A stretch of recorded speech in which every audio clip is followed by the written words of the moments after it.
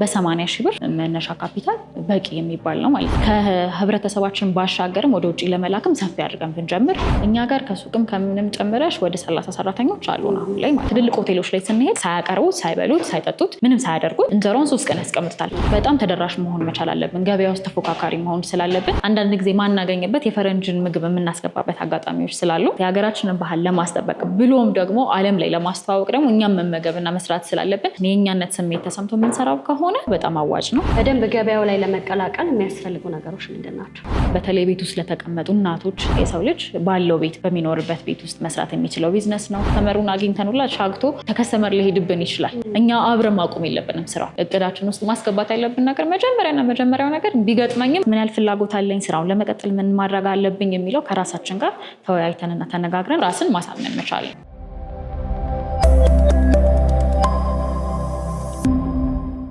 ሰላም ጤና ይስጥልን ውድ የገበያ ቢዝነስ ተመልካቾቻችን እንዴት ናችሁ? በዛሬው በገበያ ቢዝነስ ፕሮግራማችን እጅግ አዋጭና ትርፋማ የሆነውን እንጀራ የመሸጥና የማከፋፈል ቢዝነስ ለመጀመር የሚያስፈልጉ ግብአቶች፣ መነሻ ካፒታል እንዲሁም ደግሞ አዋጭነቱን በአጠቃላይ ሌሎች ዘርዘር ያሉ መረጃዎችን ለእናንተ ለውድ ተመልካቾቻችን እያደረስናችሁ ቆይታ የምናደርግ ይሆናል። እስከ ፕሮግራማችን ፍጻሜ ድረስ አብራችሁ እንድትቆዩ በአክብሮት እየጋበዝኩኝ ፕሮግራሙን እየመራው እኔ ትንግርት ሙልጌታ ከካሜራማናችን ሃይማኖት አብዱ ጋር በመሆን ቆይታ እናደርጋለን። አብራችሁ ቆዩ።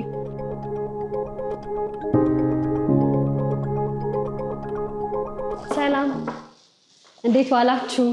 ስራ ላይ ነው ያገኘኋችሁ? አዎ ደህና ነሽ? ሰላም ነው። ስራ ሰዓታችን ላይ የመጣሽ በጣም በጥሩ ሰዓት ነው የመጣሽ። በጥሩ ሰዓት ነው የመጣው? አዎ እንግዲህ የሴት እንግዳ የለውም፣ እንጀራ እየጋገርን ነው፣ አንቺም ትጋግራለሽ ማለት ነው። ደስ ይለኛል። እሺ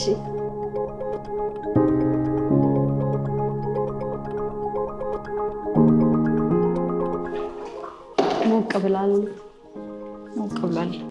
በጥሩ ሰዓት ነው የመጣሽው። አላረፈሽ በሚለው አደራ ብዙ እንዳታስለፊ። ግድ ነው እንዴ? የጋጋው ካበላሽሽም ራስሽ ትበያታለሽ።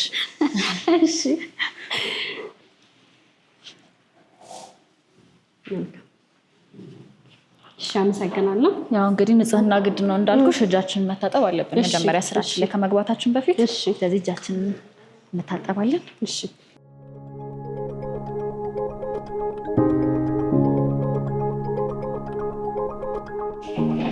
ስለዚህ የትኛው ምጣድ ነው? እኛ ያው ሁሉም የኛ ምጣድ ነው፣ ግን ያው እስቲ አንቺም ሙያሽ እንዲታየልሽ በአንደኛው ምጣድ እንሞክራታለን ማለት ነው።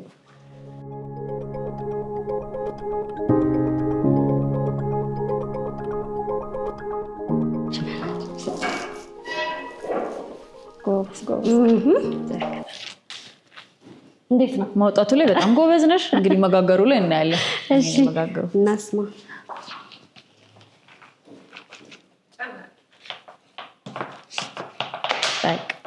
ትንሽ ለነገሩ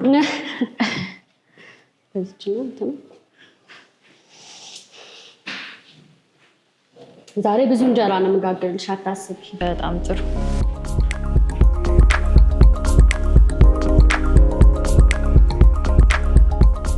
በጣም ጥሩ ነው። አያያዝሽ ራሱ በጣም ነው ደስ የሚለው።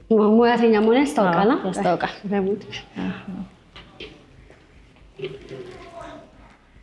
ይህም እየሰማ ነው። ይሄኛው አይመችም ሆነች።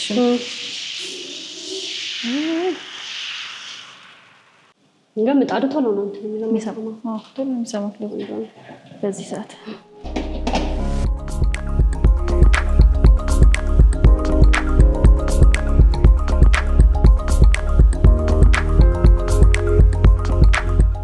በጣም ጥሩ አያያዝ ነው ያለሽ። በጣም ወድጄዋለሁ። ግን ሰዓትሽን እንዳልሻማብሽ ወደኛ ወደ ራሳችን ጉዳይ ወደምናወራው ወደምንጨዋወተው ጉዳይ እንሂድ ማለት ነው። መልካም።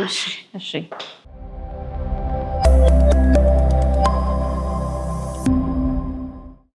ቀጥታ እንግዲህ እንደመጣሽ ወደ ስራ አስገባንሽ። ስራ ሰዓት ላይ ስለመጣሽ ወደ ስራ አስገባንሽ። እንግዲህ እንኳን ደህና መጣሽ። እንኳን ወደ ቤታችን ወደ ሁሌ እንጀራ በሰላም መጣሽ። እንኳን ደህና ቆየሽን። እንደመጣው እንዳልሽው ልክ ነው። ስራ ላይ ስለነበራችሁ ቀጥታ ወደ ስራ ነው የተቀላቀልኩት እና ሙያ እንዴት አየሽ? ሙያሽ በጣም ጎበዝ ነው። እንደውም ቀጥረንሻል።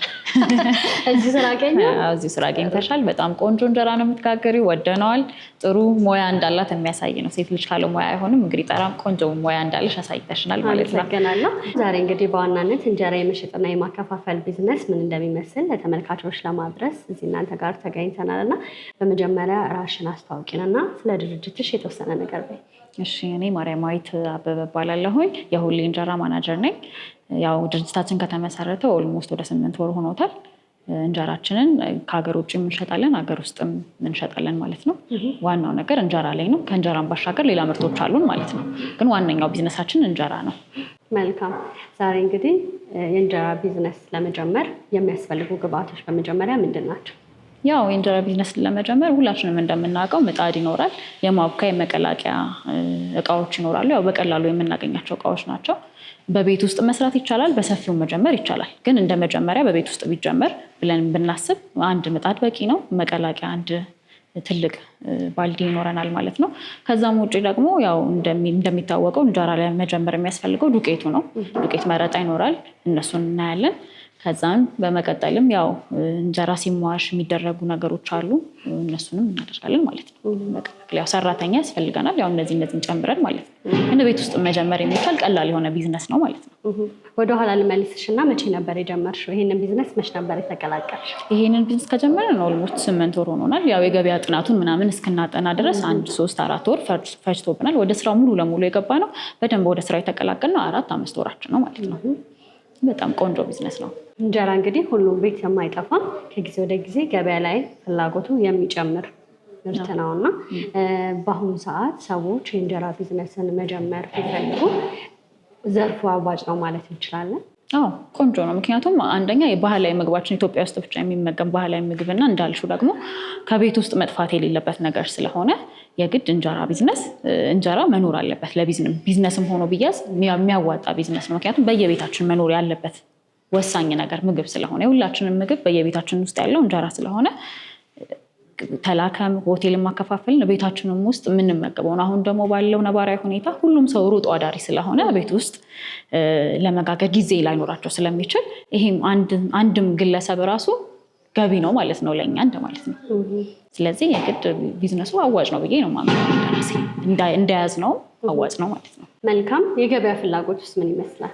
የገበያ ፍላጎቱ በጣም አርኪ የሚባል ደረጃ ላይ ነው ያለው። ያው እንዳልኩሽ የእንጀራ የግብይት ስነስርዓት ያው ሀገራችንም ኢትዮጵያ እንደመሆኑ እንጀራን በጣም ስለምንጠቀመው ኢንዲቪዥዋሊም ሰውም ይገዛዋል ከሀገር ውጭም ባሻገር ማለት ነው። ሆቴሎች ይወስዳሉ፣ ሌሎች ሬስቶራንቶችም ይወስዳሉ ማለት ነው። ስለዚህ ተቋራጭነት የሌለው ነገር ነው። ስለዚህ ያው ምግብ ስለሆነ ምግብ ደግሞ ተቋራጭነት ስለሌለውም ጭምር በዛውም እኛ ኢትዮጵያዊ እንደመሆናችን መጠን ደግሞ ግዴታም ስለሆነ ከቤታችን የሚጠፋ ነገር ስላልሆነ ዋነኛ ምግባችን ስለሆነ ቢዝነሱ በጣም አሪፍ ነው ማለት ነው። አሁን ደግሞ ባለው በወጣው ሕግ መሰረት ያው ገበያዎች ላይ ኖርማል ሱቆች ላይ መሸጥ አይችልም። የተለያዩ ቦታዎች ላይ ከሸቀጣሸቀጥ ጋር መሸጥም ስለማይችል እንጀራ ያው በእንጀራ ሱቆች ላይ እና በቀጥታ በሬስቶራንቶች ላይ እንዲሸጥ ነው እየተደረገ ያለው። ስለዚህ ከዛም ጋር ተያያዥነት ስላለው አዋጭ ቢዝነስ ነው ማለት ነው። በዛ ላይ ጥራትን ዋነኛ ነገር የሚያደርግ ሰው ደግሞ በቤት ውስጥ ለብቻው ጋግሮ ቢሸጠው አዋጭ ነው ማለት ነው። ምክንያቱም አሁን ብዙ ጊዜ እንጀራ ሲነሳ የጥራትና የንጽህና ጉዳይም አብሮ ይነሳል። ምንም ጥያቄ የለውም። ዋናው ነገር እሱ ነው። ንጽህና ለምንም ነገር ጠቃሚ ነው። እንጀራ ደግሞ ንጽህና ይፈልጋል።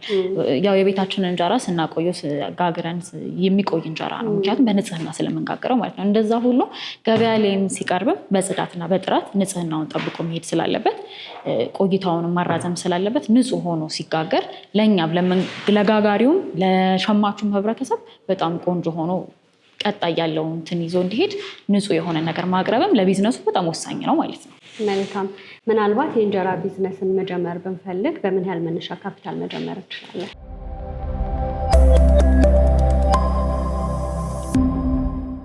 እንደየሰቡ እንደምንጠቀመው ጤፍ ይለያያል። ግን ደግሞ በ80 ሺህ ብር መነሻ ካፒታል በቂ የሚባል ነው ማለት ነው። ይሄ ማለት ምጣድ ግብይት አለ። ያው ሀገሪቱ ላይ አሁን ባለው ነባራዊ ሁኔታ ትንሽ ቢወደድም 11 ሺህ ብር 12 ሺህ ብር የሚገዛበት አጋጣሚ አለ። ከዛም በላይ የሆኑ ምጣዶች አሉ። በእርግጥ ግን ደግሞ በዋን ፌዝ የሚደረግ ቤት ውስጥ ደግሞ ለመጋገር እንዲመች የኤሌክትሪክ ፍጆታችንን እንዲቀንስ እስከ 20 ሺህ ብር ድረስ የሚደርሱ ምጣዶች አሉ። ትልልቅ ቦታዎች ላይ የሚሰሩ በሀገራችን ተመርተው እዚሁ ላይ አቅርቦት ላይ ያሉ ማለት የእነሱ ምጣዶች መጠቀም እንችላለን። ከዛ በተጨማሪ ደግሞ ጤፍ ይኖራል። ዋናው ግብአታችን ጤፍ ነው። ጤፍም ይኖራል። ያው የጤፍም ዋጋ ያው ሀገሪቱ ላይ የሚታወቅ ነው። ከ10 እስከ 14 የሚደርስ ዋጋ ነው ያለው። እንደየሰርገኛ የሚባል ነገር አለ፣ ነጭ ጤፍ የሚባል ነገሮች አሉ።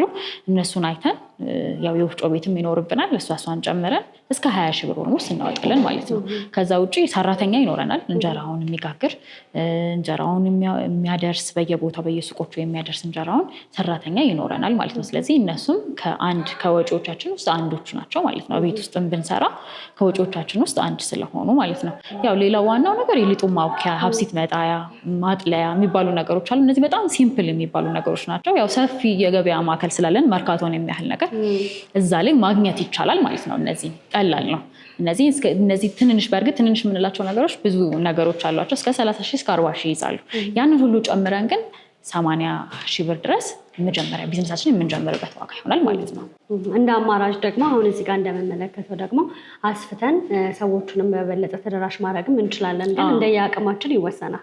አቅማችን ይወሰናል። እንዲሰፋ አድርገን ስንጀምር እስከ 400 እስከ 500 ሺህ ብር ይወስዳል ማለት ነው። ሰፊ አድርገን ስንጀምር ገቢያችንን በዛ ነው ልክ የሚጨምር ነው የሚሆነው። ከህብረተሰባችን ባሻገርም ወደ ውጭ ለመላክም ሰፊ አድርገን ብንጀምር ወሳኝ ነው ብዬ አምናለሁ። ምክንያቱም በጣም ተደራሽ መሆን መቻል አለብን። ገበያ ውስጥ ተፎካካሪ መሆን ስላለብን ንጽህናችንንም ስማችንንም የያዘ ነገር ስለሆነ ሰፊ የሆነ ነገር ቢኖረን ይመረጣል። ምክንያቱም እንጀራ እንዳልኩሽ ንጽህና ባሻገር ሙቀትን አይፈልግም፣ የመሻገት ነገር ስለሚያመጣ ማለት ነው።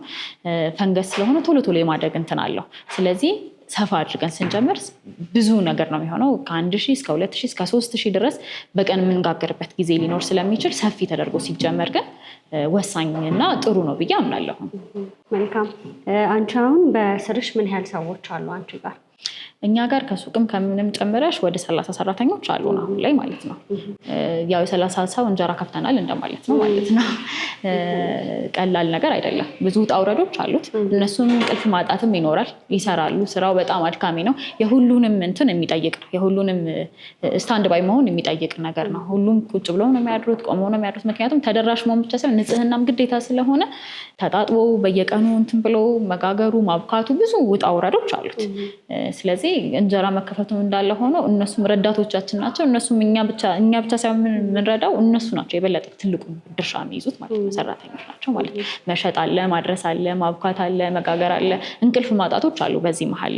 ስለዚህ ብዙውን ድርሻ የሚወስዱት እንደውም እነሱ ናቸው። ልክ ነሽ። በቀን አሁን እናንተ በዚህ ማዕከል ውስጥ ምን ያህል እንጀራ ትጋግራላችሁ?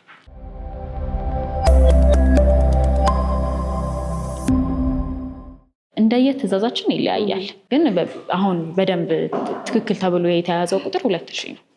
ስለዚህ 2000 እንጀራ እኛ በቀን እናደርሳለን ማለት ነው። ዋጋው ስንት ነው የአንድ እንጀራ? የአንድ እንጀራ ዋጋ 35 ብር ነው። ምክንያቱም ሙሉ ጤፍ ነው። ምንም የምንጨምረው የምንቀላቅለው ነገር የለንም። ስለዚህ 35 ብር ነው የሚሸጠው ማለት ነው። የሀገር ውስጥ ገበያ ከሀገር ውጭ ገበያ ደግሞ ይጨምራል። ምክንያቱም ያው ኤክስፖርት ሲደረግ የማሸጊያ አለ፣ ብዙ ግብአቶችን የምንጨምር እንዳይሻግት የምናደርጋቸው የራሳችን ነገሮች አሉ። ቃሪያ መጨመር ይኖራል፣ ጦስኝ ይኖራል። ባህላዊ ነገሮችን ነው የምንጠቀመው እኛ። እነዚህን ስለምንጨምር የኤክስፖርቱ ላይ ትንሽ የዋጋ ጭማሪ ያሳያል ማለት ነው። ከ47 ብር እስከ 50 ብር ይሆናል ማለት ነው። ስለዚህ አሁን የሚያሳየው የገበያ ፍላጎቱን ነው። ከሀገር አልፈን ውጭ መላክ፣ በተለይ ደግሞ እንጀራ የኢትዮጵያ ባህላችንም ጭምር ነው። ባህላችንን የምናስተዋወቅበት ነው እና ከኢትዮጵያ ውጭም ወደ ውጭ ሀገር ትልካላችሁ?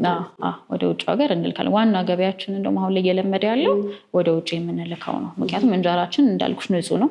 ሁሉም ተጠንቅቆ የሚሰራው ነገር ስለሆነ ሰው ጋር ተደራሽ እየሆነ ነው እና ስለዚህ ከሀገር ውጭ ያለውን ገበያ ይዘነዋል ብለን እናምናለን እና ቆንጆ ቢዝነስ ነው የሀገር ውጭ ገበያ። ለመንግስትም አልፈን ለመንግስትም የምንጠቅም ነው የሚሆነው። ምክንያቱም ያው የሚመጣው ነገር ምንዛሬው ይጠቅማል ብለን እናምናለን። መልካም። ስለዚህ ካለን ከትንሽ ነገር ጀምረን እያደግንና እየሰፋን መምጣት የምንችልበት አዋጭ ቢዝነስ ነው ማለት እንችላለን።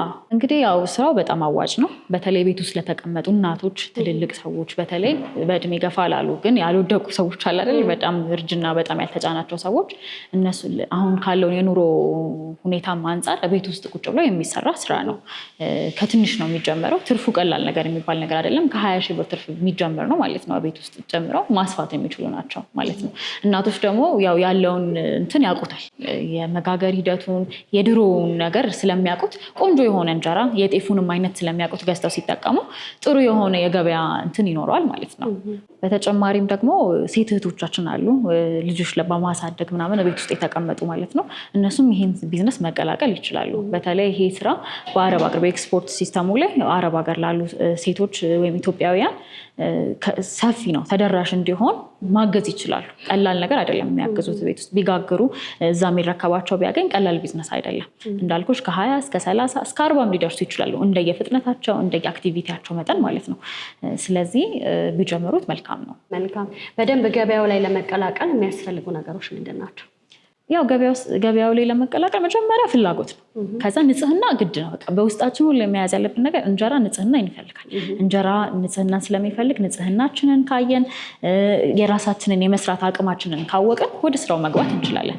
ያው እንዳልኩሽ ቁሳቁሶቹን ማሟላቱም እንደ አንድ ተግዳሮት ቢሆንም ግን ደግሞ መጀመሪያ ንቃተ ህሊናችንን ራሳችንን ማሳመን፣ ወደ ስራው ላይ ምን ያህል ለመግባት ምን ያህል ፍላጎት አለኝ፣ ስራውን ለመቀጠል ምን ማድረግ አለብኝ የሚለው ከራሳችን ጋር ተወያይተንና ተነጋግረን አሳምነን ጭንቅላታችንን መግባት ነው ወደ ስራ ያለብን ማለት ነው። መልካም። ምናልባት ሁሉም ስራ የራሱ የሆነ ተግዳሮቶች ይኖሩታል እና በዚህ በዘርፉ ምናልባት መቀላቀልም ላሰቡ ለሚፈልጉም ሰዎች ቀድመው ጥንቃቄ እንዲያደርጉ በዘርፉ ላይ የሚያጋጥሙ ተግዳሮቶች ምንድን ናቸው? ያው እንጀራ እንዳልኩሽ ንጽህና በጣም ይፈልጋል። ይህ ማለት ሻጋታ ሲያመጣ ከስተመሮቻችን የምንይዛቸውን ከስተመሮች ልናጣ እንችላለን። ወይ ደግሞ ጥራቱ አንድ ስቴፕ ከቀነሰ ብዙ ነገሮችን ልናጣ እንችላለን። ከስተመራችን አጣን ማለት ደግሞ ብዙ ኪሳራ ውስጥ ልንገባ እንችላለን። ስለዚህ ተመሳሳይ የሆነ አቅርቦት ያስፈልገናል። ሁለተኛ ነገር ደግሞ የምንገዛው ጤፍ በጣም ጥንቃቄ ይፈልጋል። የተለያየ ጤፍ ሊሆን ስለሚችል ማለት ነው። ምክንያቱም ምርት ይሄ ተፈጥሯዊ የሆነ ነገር ስለሆነ አንዱ አካባቢ ከአንዱ አካባቢ የተለያየ ምርቶችን ያሳያል። ስለዚህ የምንመርጠውን ጤፍ ወይም ደግሞ ግብአቶቻችንን ሁልጊዜ ተመሳሳይ እንዲሆኑ አንድ ከስተመር መያዝ ያለብን ማለት ነው። ስለዚህ ይሄንን ከስተመራቸውን ለመጠበቅና ስራቸውን በአግባቡ ለመስራት ይሄንን ተግዳሮት ብለው የሚያስቡትን ነገር ለመቅረፍ ማድረግ ያለባቸው ነገር ምንድን ነው? የሚይዙት ከስተመራቸውን ጤፉን የሚያመጣላቸውን ሰው በአግባቡ መያዝና የጤፍ አይነቶችን ማወቅ ነው ማለት ነው። በደንብ የጤፍ አይነቶችን የሚያውቅ ሰው ውሃ የሚያነሳ የሚባል ነገር አለ። ብዙ ነገር ስላለ ማለት ነው። ነጭ የሚባል ውስጠን ጥቁር ሆኖ ውስጡ ነጭ የሚባል ጤፍ አለ። ነጭ ሆኖ ውስጡ ጥቁር የሚባል እነዚህ በደንብ ማወቅ መቻል አለባቸው። እውቀት ይፈልጋል። ውሃ የሚያነሳ የቆየ ጤፍ ሲሆን ለምሳሌ ውሃ ያነሳል እና ብዙ እንጀራ ማውጣት ምናምን እንትን ይኖራል ማለት ነው። ስለዚህ እሱም ማወቅ እውቀት ይፈልጋል። አለበለዚያ እውቀት ከሌለ ሙሉ ለሙሉ ዳሜጅ ሊያደርገው ይችላል ቢዝነሳችንን ማለት ነው። ያው ከዛ እንደ ሀገሪቱ ሁኔታ ደግሞ እጅግ በጣም ከባድ የሚባለው ነገር ሌላው መብራት መጥፋት ነው። መብራት መቆራረጥ ይኖራል። ስለዚህ ሁልጊዜ ሌሊት ላይ ስታንድ ሆኖ መጠበቅ ግድ ነው። በመጣች ሰዓት ላይ ግግር አድርጎ ከስተመራችን ሳይቀየም ይሄ ነው እንደዚህ ሆኗል ይሄ ነው ብለን የምናቀርብበት ሲስተም መዘርጋት አለበት። ያው የሀገሪቱ ሁኔታ የሚታወቅ ነው። መብራት እንደሚያስቸግር ይታወቃል። ስለዚህ ያንን ራሳችን መቆጣጠር በምንችለው በአቅማችን ልክ መቆጣጠር መቻል አለብን ማለት ነው። መልካም። ስለዚህ ሰዎች በአሁኑ ሰዓት ቢጀምሩት መቼም ቢሆን ገበያ የማይቀዘቀዝባቸው እጅግ አዋጭ ቢዝነስ እንደሆነ ነግረሽኛል እና ወደዚህ ቢዝነስ እንዲገቡ የምታካፊን ሀሳብም ካለ በዚህ ዕድሉ ልስጥሽ።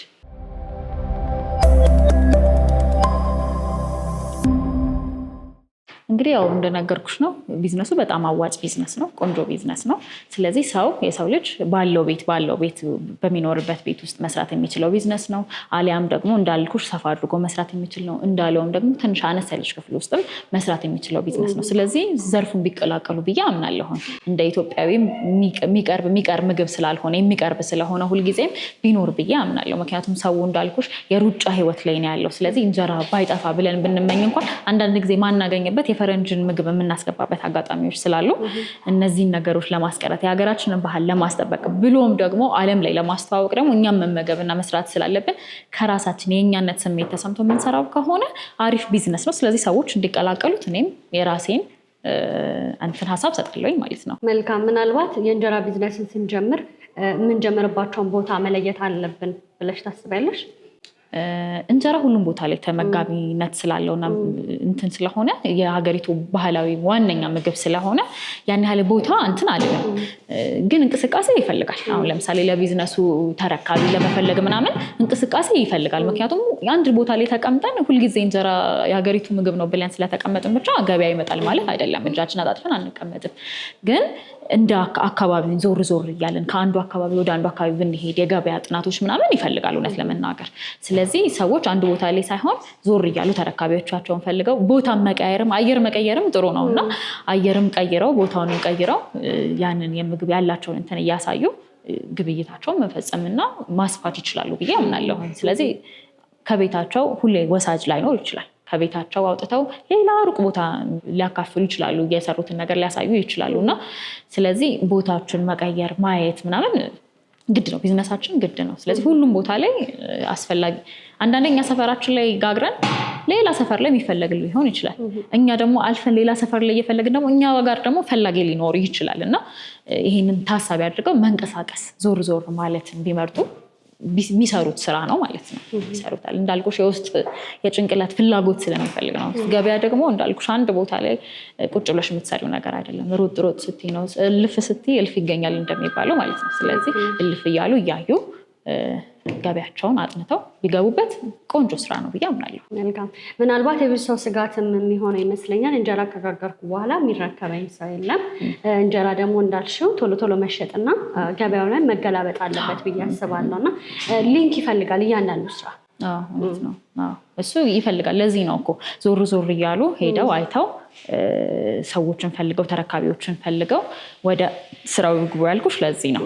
መጀመሪያ ስራውን ከመጋገር በፊት መጀመሪያ ተረካቢ መፈለግ ነው።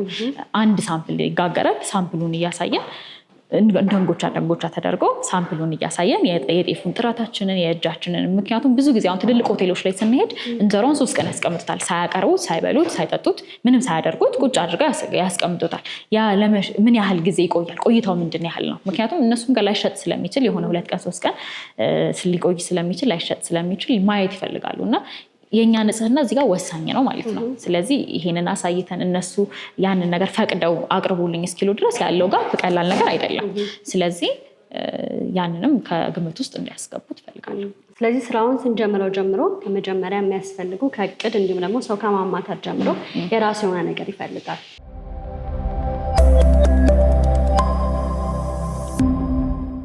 አዎ በጣም እቅድ ያስፈልጋል። እንዳልኩሽ በጣም ብዙ እንደውም እቃውን ከመግዛት በፊት መጀመሪያ እቅድ ነው እንዳልኩሽ ነው። የሃይምሮ ስራ ይፈልጋል። ሃይምሮአችንን በደንብ አሰርተን ወደዚህ ስራ ለመግባት ነገ ምክንያቱም እንዳልኩሽ ብዙ ተግዳሮቶች ውስጥ አንዳንድ ጊዜ ከስተመሩን አግኝተን ሁላ ሻግቶ ተከስተመር ሊሄድብን ይችላል። እኛ አብረን ማቆም የለብንም ስራው ጠንክረን ደግሞ መስራት መቻል አለብን። እልህ ያስፈልገዋል ስራው። ምክንያቱም እኛም አንዳንድ ጊዜ እንዳልኩሽ የጤፉም የአየሩም ሁኔታ ወበቅ ሲሆን ምናምን ሙቀት ውሃ የማዘል ባህሪ ይኖረዋል ጤፍና በዛ ሰዓት ላይ የመሻገት ባህሪ ያመጣል። ስለዚህ ከስተመራችን ሊቀየም ይችላል። ይህንን ነገር የማያውቅ ሊሆን ይችላል። ስለዚህ ከስተመራችን ሊቀየም ይችላል። ተቀየመ ብለን ስራውን ማቆም የለብን ወይ ተናገረኝ ብለን ስራውን ልናቆም አንችልም። መጠንከር ይፈልጋል ስራው፣ ትዕግስት ይፈልጋል ስራው እና መጀመሪያ ይህንን ሃይምሯችንን ማሳመን መቻል አለብን። እቅዳችን ውስጥ ማስገባት ያለብን ነገር መጀመሪያው ነገር ቢገጥመኝም እኔ ራሴን አሳምኛል ለስራው ሆናለሁ ብሎ ራስን ማሳመን መቻል ነው። ስለዚህ የመጀመሪያው ነገር እንዳልሽው እቅድ ማውጣት ነው። ከእቅዱ በኋላ ነው መሰረታዊ ነገሮቻችን ተገዝተው ወደ ስራው የሚገባው ማለት ነው። መልካም። ስለሰጠሽ ማብራሪያ እጅግ አድርጌ አመሰግናለሁ። ከስራ ላይ ነው እንግዲህ ጊዜሽን የተሻማሁት። ነገር ግን ደግሞ ተመልካቾች አንቺን ማግኘት ቢፈልጉ በምን አድራሻ ያገኙሽ? ሱቅ አለን፣ የራሳችን ሱቅ አለን። መሸጫ ሱቃችን ፊጋ ነው የሚገኘው ሱቃችን። እንዲሁም ደግሞ በስልክ ቁጥራችን 0950504242 በመደወል እኛን ማግኘት ይችላሉ ማለት ነው። መልካም። ስለሰጠሽኝ ማብራሪያ እጅግ አድርጌ አመሰግናለሁ። መልካም ቀን፣ መልካም ገበያ ይሁንልሽ። እናመሰግናለን። ውድ የገበያ ቢዝነስ ተመልካቾቻችን በዛሬው በገበያ ቢዝነስ ፕሮግራማችን እንጀራ የመሸጥና የማከፋፈል ቢዝነስን ለመጀመር የሚያስፈልጉ ግብአቶች፣ መነሻ ካፒታል፣ አዋጭነቱን እንዲሁም ደግሞ ሌሎች ዘርዘር ያሉ መረጃዎችን ለእናንተ ለውድ ተመልካቾቻችን እያደረስናችሁ ቆይታ አድርገን ነበር። እስከ ፕሮግራማችን ፍጻሜ ድረስ አብራችሁ ስለነበራችሁ እጅግ አድርጌ እያመሰገንኩኝ ከፕሮግራሙ ጋር አብሬያችሁ ቆይታ ያደረግኩት ትንግርት ሙሉጌታ ከካሜራማናችን ሃይማኖት አብዱ ጋር በመሆን ነበር። በሌላ ፕሮግራም እስከምንገናኝ ድረስ መልካም ጊዜ ይሆንላችሁ እያልኩኝ ለቻናላችን አዲስ ሆናችሁ ካላችሁ ደግሞ ላይክ፣ ሼር፣ ሰብስክራይብ በማድረግ የኛ ቤተሰብ እንድትሆኑ በአክብሮት ጋብዛለሁ። መልካም ጊዜ ይሆንላችሁ።